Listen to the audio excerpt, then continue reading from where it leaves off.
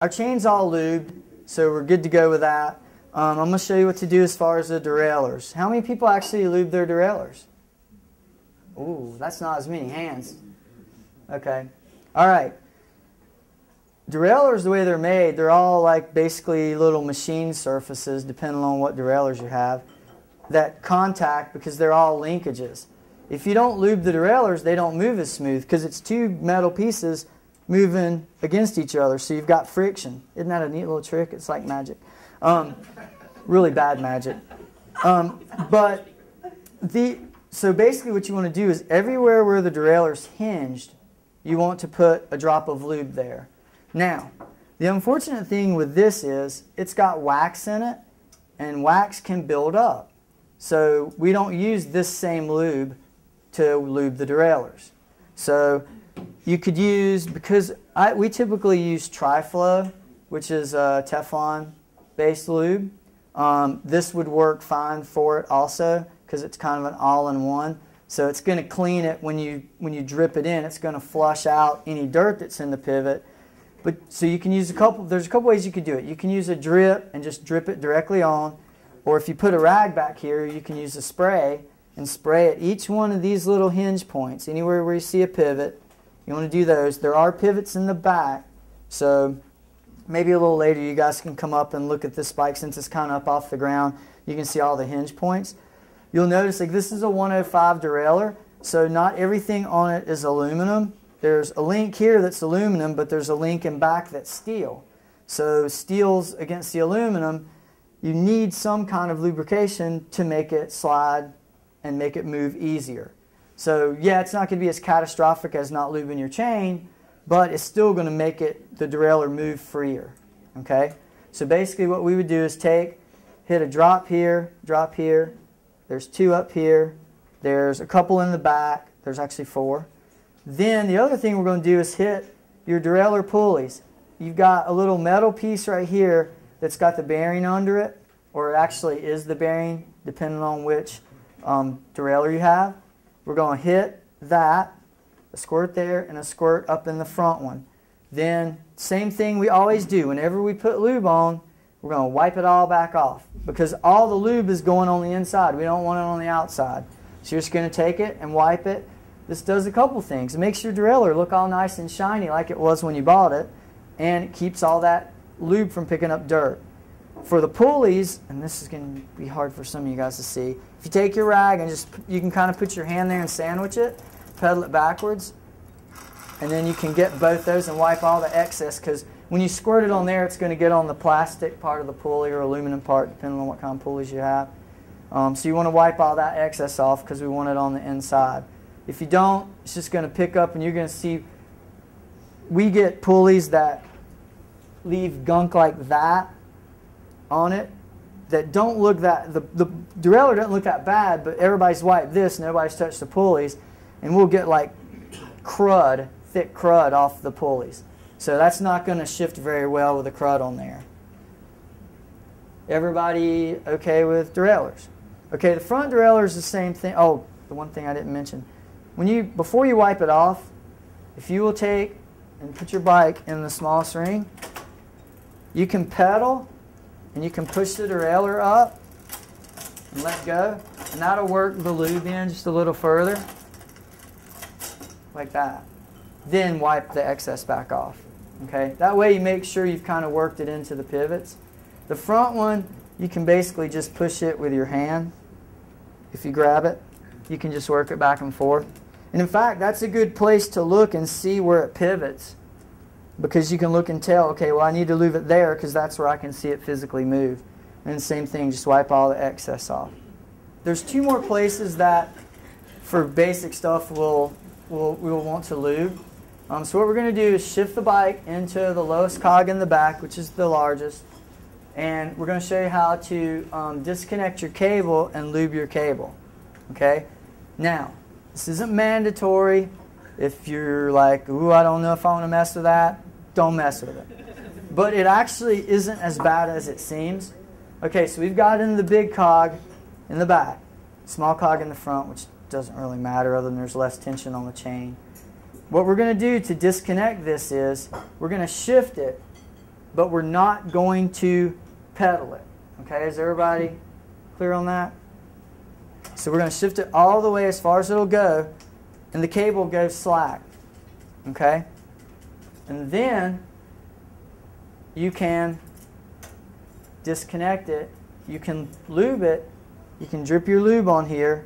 You can wipe it off. You can do whatever. Drip it on, and then you can hook it back, and as long as you make sure that these are in, it'll shift just like it did before because you haven't touched anything. You've not readjusted anything.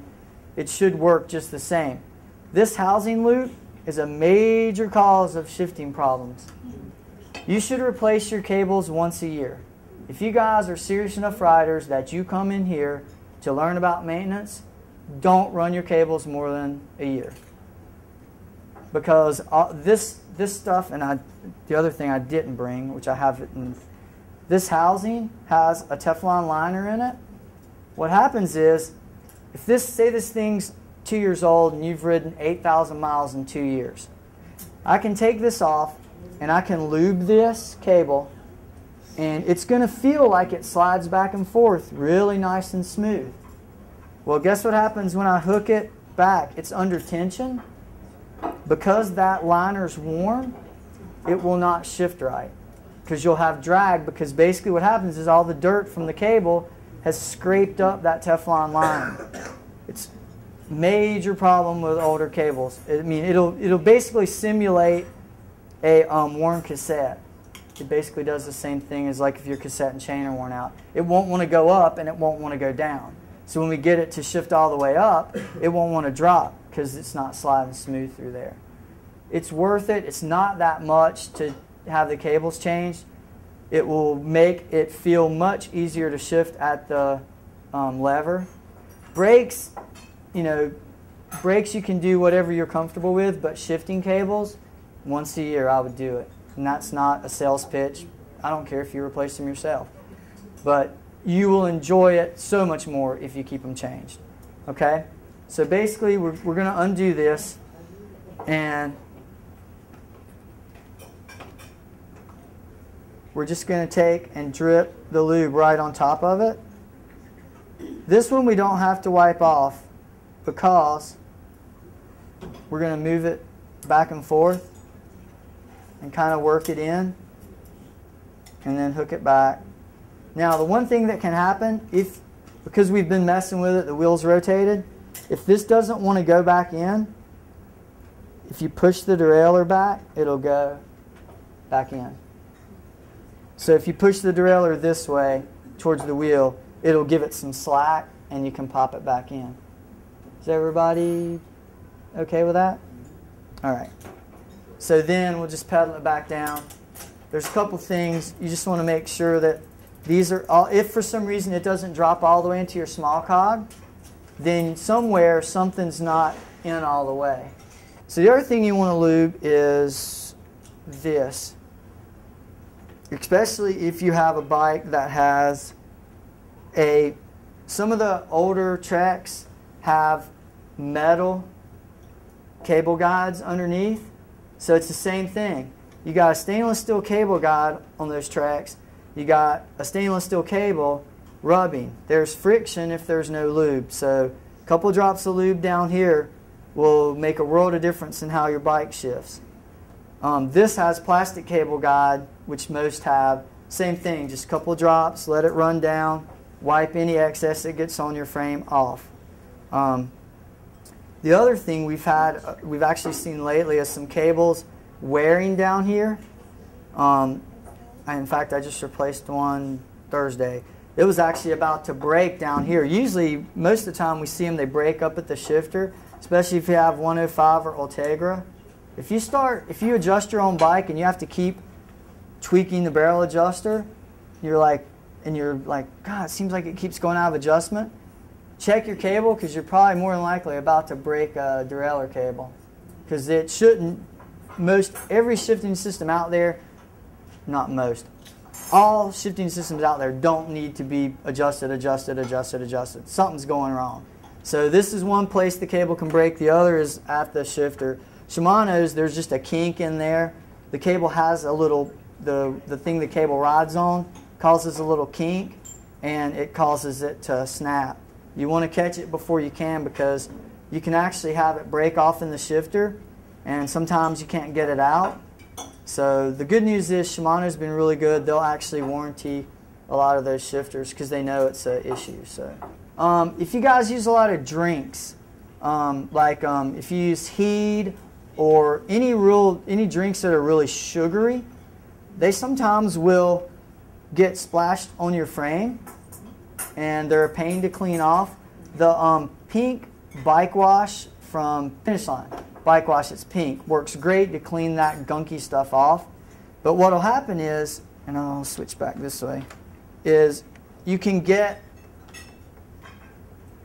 the drink can actually, when you have your cage on there, drink spills out, hits these wires, runs straight down the wire, gums up down here.